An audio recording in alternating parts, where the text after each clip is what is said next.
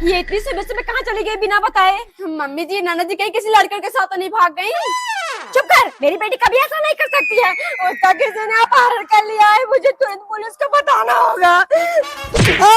छोड़ दीजिए साहब, हम किसी लड़की को चुप नहीं लेंगे। हेलो साहब, मेरी बेटी सोते सोते बेसर से गायब हो गई। लग रहा है उसे किसी ने किडनैप कर लिया है। माता जी रोइए मत, आपकी रिपोर्ट दर्ज हो गई है। अपनी बेटी की एक फोटो भेजिए, वो चाहे आकाश में हो या पाताल में, उसे हम ढूंढ निकालेंगे।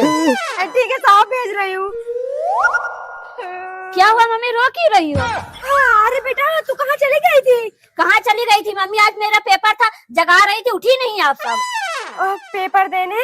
हे भगवान, मैं तो डर ही गई थी। अच्छा ठीक है, जा कपड़े बदल ले। आई एम सॉरी माता जी, हमने आपकी बेटी को पकड़ने की बहुत कोशिश की, लेकिन आपकी बेटी अपने बॉयफ्रेंड के साथ भागने में कामयाब हो गई। भाभी खाना नहीं खा लो, बहुत तेज भूख लगी है।